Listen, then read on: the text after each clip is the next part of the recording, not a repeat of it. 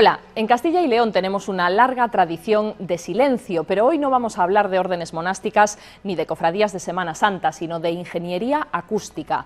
Hemos visitado Audiotec, una empresa de Valladolid que fue pionera en tratar con el ruido, en investigarlo y en desarrollar sistemas para reducirlo en todos los ámbitos. Si tú no oyes ruido, tú no generas ruido. Cuando compras un coche y el coche hace ruido, inmediatamente vas al concesionario a que te den una solución. Sin embargo, hasta ahora parece que, bueno, si te compras una vivienda y oyes al vecino, pues bueno, pues va en el lote, ¿no? ¿Para qué sirve esta lámina? Para cuando el vecino de arriba se le arrastra una silla o arrastra la mesa o se le cae al niño la canica o va la vecina con los tacones o el vecino, pues para que no se le escuche. La señora que quiere tener un piano en su casa, también tratamos esto. Somos una sociedad mediterránea, entonces por defecto somos ruidosos, ¿no? Un poco una aventura, porque era algo muy nuevo, el ruido realmente no se conocía, era algo como muy vinculado a la vida normal, la gente lo asumía como algo positivo, incluso de relación y tal. Audiotec certifica productos que se usan en la construcción, diseña la acústica de edificios especiales como hospitales o auditorios, hace mapas de ruido, educa en el silencio, recicla materiales para crear pantallas reductoras de ruido. Enseguida se lo contamos. Empezamos, como siempre, con la actualidad económica.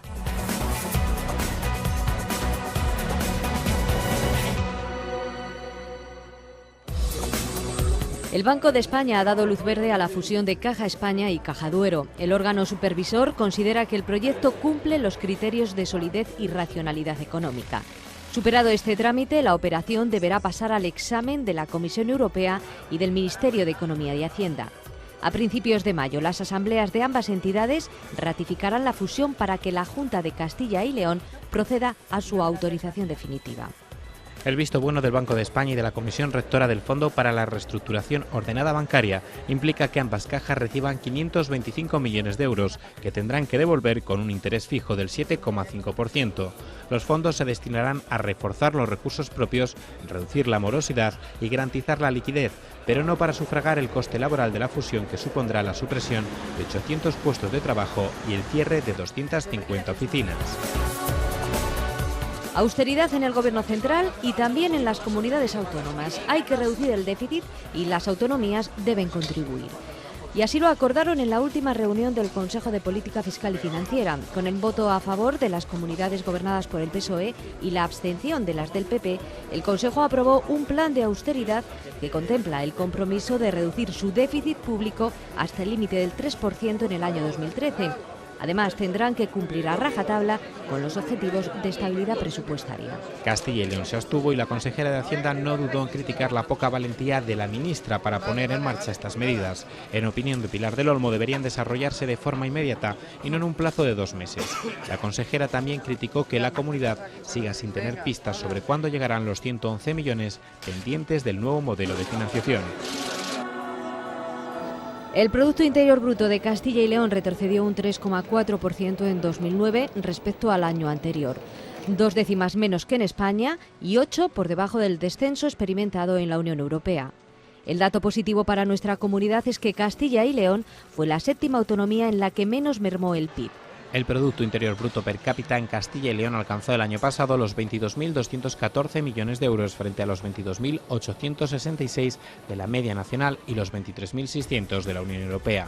Por sector, el volumen de producción de energía disminuyó casi un 15%, la industria cayó un 12,7% y la actividad agraria un 10%. Castilla y León cerró el pasado año con un descenso cercano al 35% en la construcción de vivienda de precio libre. En concreto, bajó un 34,7% con respecto a 2008. Según datos del Ministerio de Vivienda, durante 2009 se construyeron en nuestra comunidad 22.603 viviendas libres. El descenso afectó también a la vivienda protegida, que cayó un 31,2%. En 2009 se edificaron 2.364 casas frente a las 3.463 del año anterior. El dato positivo de esta estadística lo arroja el último trimestre de 2009. En los últimos 3 meses del año, la vivienda libre ha experimentado un repunte del 30%.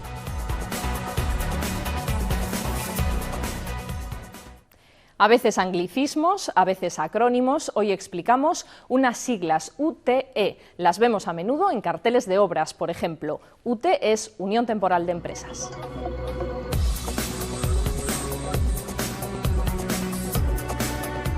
Hoy vamos a hablar sobre las uniones temporales de empresa y las agrupaciones de interés económico. Una unión temporal de empresa es cuando varias empresas se juntan para realizar una prestación de servicios o una ejecución de obra, pero siempre a corto plazo. Hay un gerente donde los socios le dan todos los poderes, mientras que la agrupación de interés económico es para un plazo muy superior a la unión temporal de empresas y con unos objetivos muy determinados. Dice Ana Espinel, la gerente de Audiotec, que su empresa nació antes de nacer, de tanto que se adelantó a su propio sector. La acústica no le preocupaba a nadie cuando ellos empezaron a trabajar en ella. Por eso ahora esta empresa de Valladolid es un referente nacional en investigación, en ensayos, en certificación de productos. En Audiotec buscan el modo de que una discoteca no moleste a los vecinos, de que el sonido de unos tacones no se oiga en el piso de abajo. Buscan silencio entre tanto ruido.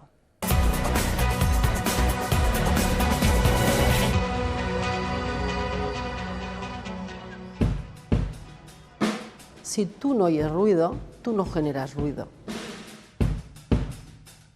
Es un tema tipo dominó. Si a ti, donde estás en un habitáculo, en un restaurante o en un sitio donde tú puedes hablar, donde a ti se te escucha, o donde tú puedes escuchar, tu nivel de emisión o tu voz es mucho más baja. Sentido común.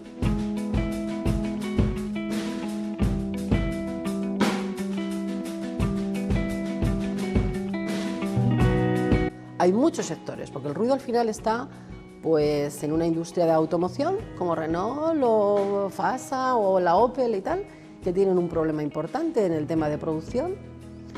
Está en el promotor que quiere construir viviendas adecuadas y además con cumplimiento a esto. El arquitecto que tiene que diseñar el proyecto arquitectónico, el diseño de tal. Pues el auditorio que pretende tener un esto. La señora que quiere tener un piano en su casa, también tratamos esto.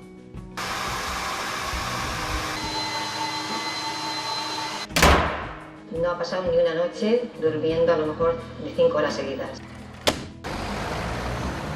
El principio nace en el año 1987, nos juntamos un grupo de 3 personas en una oficinita muy pequeñita de Valladolid, un poco una aventura, porque era algo muy nuevo, el ruido realmente no se conocía, era algo como muy vinculado a la vida normal, la gente lo asumía como algo positivo, incluso de relación y tal, y luego empezamos a trabajar, ¿no? Hemos trabajado muchísimo a nivel nacional, porque el sector realmente se ha creado, pues yo entiendo que sobre esa fecha. Venían muchas directivas europeas que ya estaban mucho más avanzadas que nosotros, realmente España estamos un poquito a la cola, tanto actualmente incluso de las exigencias que hay a nivel Europa. Las encuestas y los estudios que se han hecho ya de viviendas anteriores, digamos, a la entrada de vigor de esta nueva ley, lo que evidencian es que los niveles de aislamiento son bastante deficientes, ¿no? Tanto porque la propia legislación no era muy exigente como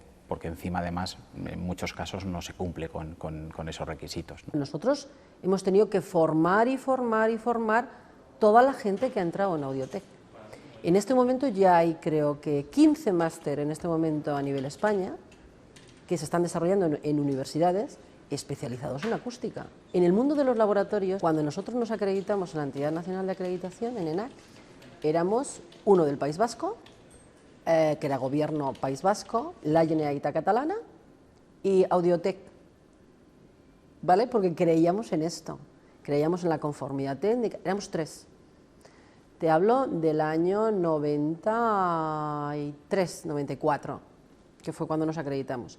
En este momento hemos conseguido esa lucha por el sector y esto a nivel nacional que hemos generado. En este momento habrá 150, 160 ingenierías con laboratorios para poder hacer mediciones in situ. No al nivel que nosotros tenemos, pero sí para poder hacer verificaciones de ir a medir in situ a un local o a una edificación, hay 100 y pico.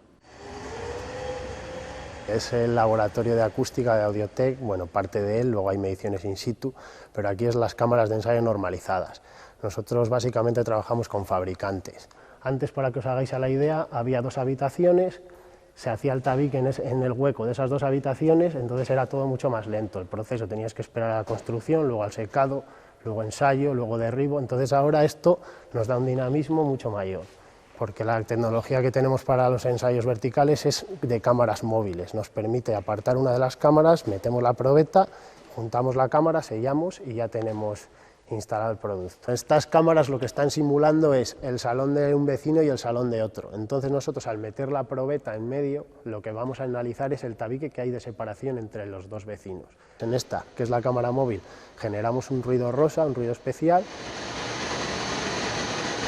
Mediante un micro registramos los niveles que hay, y otro micro que hay giratorio en la otra cámara de recepción, obtenemos el resultado. Luego, con la diferencia de emisión y de recepción, obtenemos el resultado del aislamiento.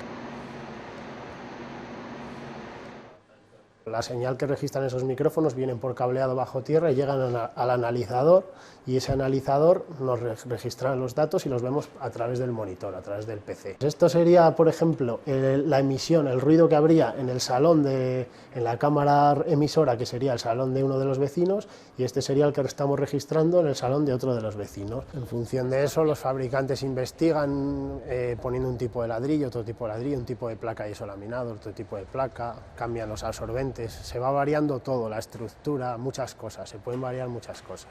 El tipo de yeso que se proyecta, los tabiques, cualquier cosa te puede influir en el aislamiento. Lo que no es normal es que entre dos despachos tú estés escuchando a tu compañero. Cuando compras un coche y el coche hace ruido, inmediatamente vas al concesionario a que te den una solución. Sin embargo, hasta ahora parece que, bueno, si te compras una vivienda y oyes al vecino, pues bueno, pues va en el lote, ¿no? Y lo cual es algo que no debería de ser, y entendemos que cambiará, ¿no? A corto plazo. Ha habido una cierta concienciación, o sea, de la sociedad que teníamos hace 20 años a la actual hay mucha diferencia. En este momento, la persona que se va a comprar una vivienda ya está valorando qué tipo de aislamiento tiene esa vivienda, porque no quiere escuchar al vecino, quiere tener la intimidad.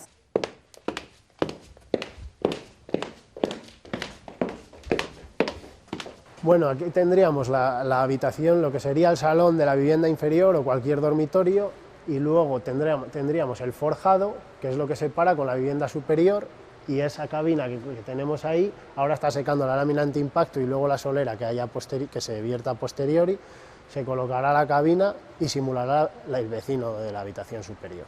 Entonces aquí lo que analizamos es el aislamiento acústico a ruido aéreo, que es pues cuando habla el vecino y tal, o el aislamiento acústico a ruido de impacto. Ruido de impacto, digamos, es el ruido que se genera cuando algo impacta contra una estructura, ¿no? Entonces, por ejemplo, el ruido de impacto típico es el ruido de los tacones, por ejemplo, que se genera pues cuando el vecino de arriba anda y nosotros escuchamos ese taconeo, ¿no?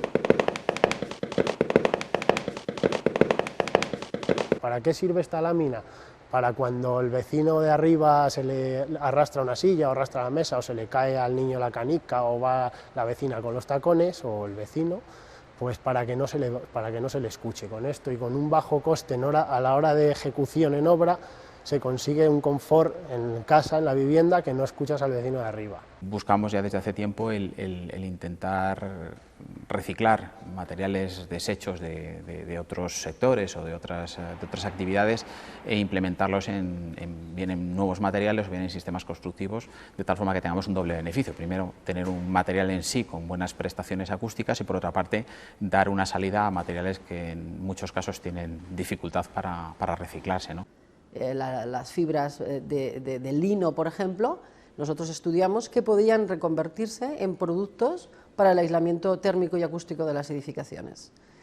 Otra cosa curiosa fue encontrarnos con agricultores que hacían arroz, o sea, que sembraban arroz.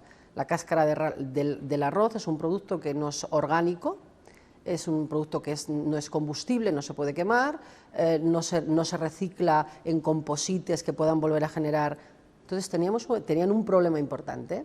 Entonces nosotros cogimos ese residuo y lo aplicamos a pantallas acústicas de carreteras, de tal manera que vimos que la absorción que recibíamos, o sea, la caracterización de esas pantallas por esa absorción que hacían las cáscaras del arroz, pues resulta que funcionaban. tenemos, de hecho, algún proyecto abierto y hemos realizado algún proyecto de elaboración o realización de pantallas acústicas, pues por ejemplo empleando subproductos de la industria maderera o incluso subproductos agrícolas, y actualmente estamos en fase ya de desarrollo de proyectos en donde empleamos reciclados del sector de la automoción y más en particular caucho reciclado. Yo creo que ahora mismo nos toca esa era que no solamente tienes que investigar sobre los productos que se producen industrialmente, ¿vale?, sino también sobre los que estamos produciendo. Es una sociedad de... Yo creo que este siglo es un siglo de residuos. Generamos mucho plástico, muchos cauchos, muchos productos que además se generan a una velocidad muy continua y constante.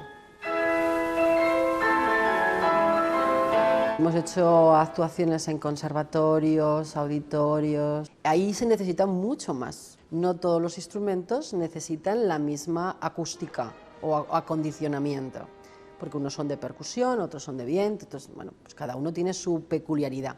Cuando tú lo metes esto todo en un escenario donde tienes 1.500 personas, butacas, y un espacio de 2.000 metros con un volumen enorme, tú tienes que calcular todo esto.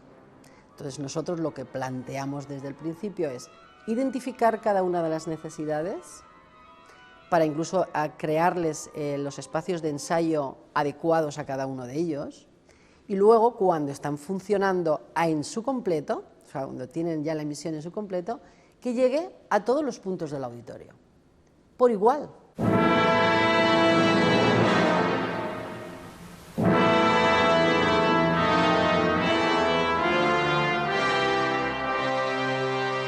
Para esto hacemos una simulación. Nosotros planteamos en un programa de simulación lo que es la reflexión del sonido cuando sale desde el escenario. Tiene una salida directa y una reflexión, porque el sonido va rebotando, en términos coloquiales, y tiene que llegar a todas las butacas. Entonces esos son trabajos de lo que son acondicionamientos de sala, que nosotros hacemos una previsión de cómo va a quedar para dar las soluciones con materiales absorbentes, instalación de baffles, instalación de absorciones. No siempre hay que crear productos absorbentes, a veces hay que crear productos reflexivos, porque ese choque de ese sonido en ese punto necesitas amplificarle en vez de recogerle. Y la otra línea no menos importante sería lo que es una labor investigadora en el campo de la electroacústica, ¿no? Electroacústica serían pues todos aquellos componentes electrónicos o equipos orientados tanto a la medición de ruido tanto ambiental como en interiores, como por ejemplo a la limitación de ruido en el caso de limitadores acústicos en bares. El tema de los limitadores acústicos hace unos años no existían. ¿Cómo tú limitas un equipo de música que encima te ecualice, pero que además tenga el mismo, sepas el comportamiento que tiene el aislamiento del local para que al vecino no le llegue?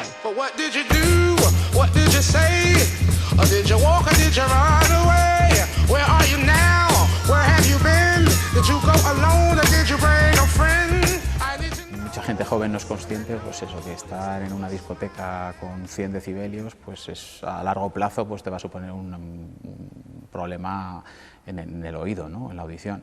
Entonces sí que hay un desconocimiento, eso, desde lo que es el daño que te puede hacer hasta que hay soluciones, ¿no?, que podemos exigir y que podemos demandar a quien competa, pues para que la calidad en nuestro día a día sea, desde el punto de vista acústico, sea mejor, ¿no? No hace falta tener a una persona midiendo constantemente qué niveles de ruido están emitiendo, qué sonido está emitiendo, sino que con ese equipo nosotros vamos a recibir, a controlar, a limitar adecuadamente para que el vecino de arriba no tenga quejas.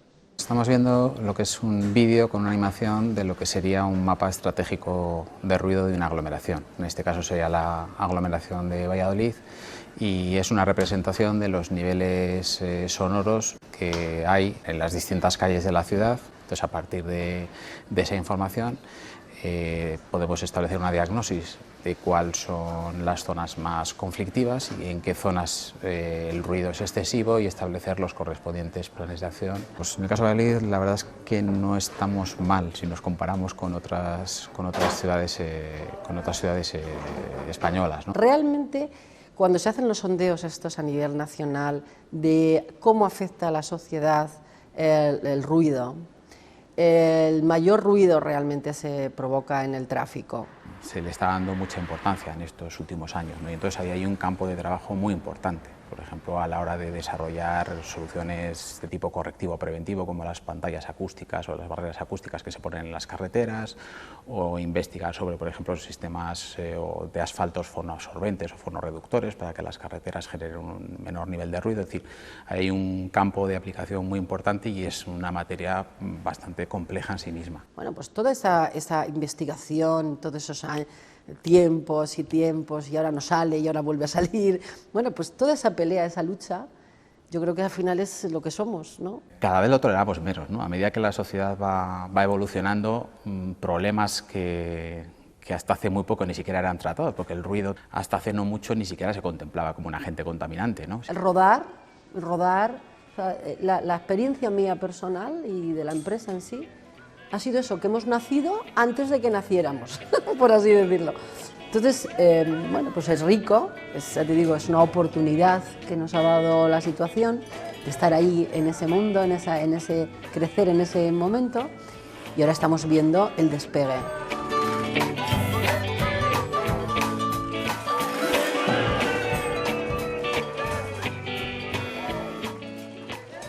No sabemos si los tacones de los zapatos que les vamos a enseñar son o no muy ruidosos. Desde luego, la que sí es discreta y silenciosa es la historia de este artesano, un hombre que lleva años y años fabricando calzado en un pueblo de Zamora.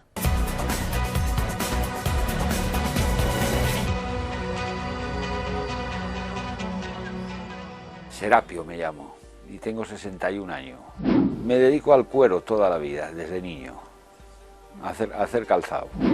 Mi padre, ya de tradición. Pues difícil yo creo que ninguno. No sé, unas veces un poco mejor, otras veces un poco peor. A épocas unas veces más trabajo, otras veces menos, pero bueno, hemos ido funcionando.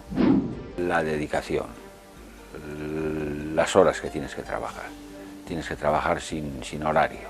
Pues lo mejor que eres independiente y tienes un trabajo que es creativo, que se anime y yo creo que con voluntad, lo mismo este oficio que otro, pues se puede vivir de él perfectamente.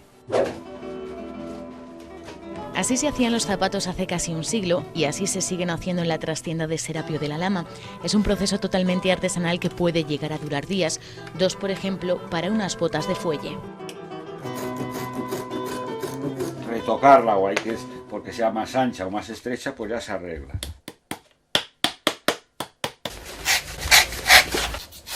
Bueno, eso.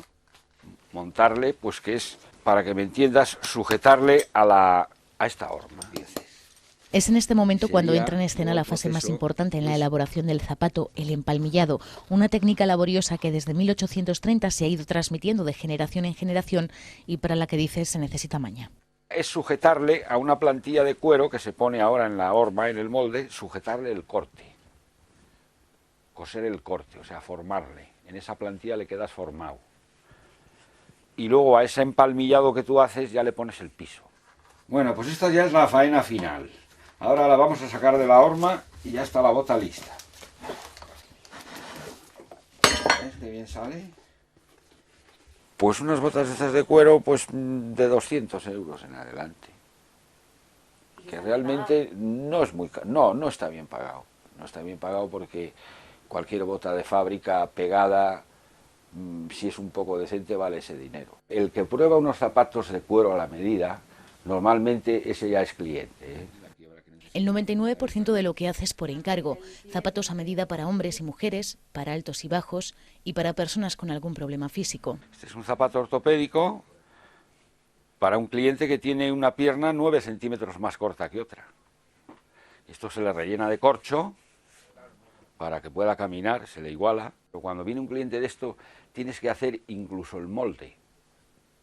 Hacerle un molde como es el pie, o sobre un molde normal, revisarlo y adaptarle y hacerle pues un molde para su tipo de pie.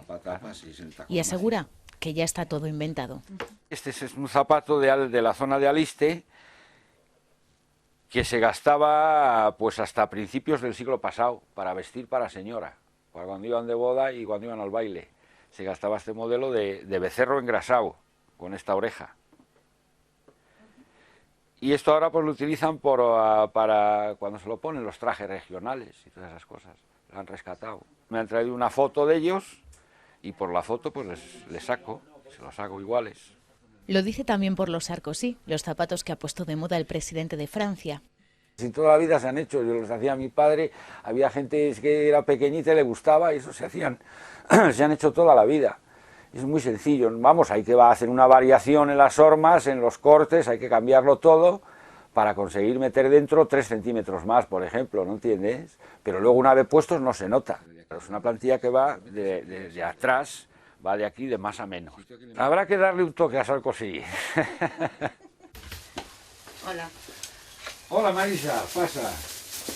Para que me eches tacones y me pongas esto a la horma un poquito. Un poquito en la horma. Sí. Vale, ya veremos a ver. Tiene fama fuera y dentro de Castilla y León. Algunos le llaman el Manolo Planicie Villalpando.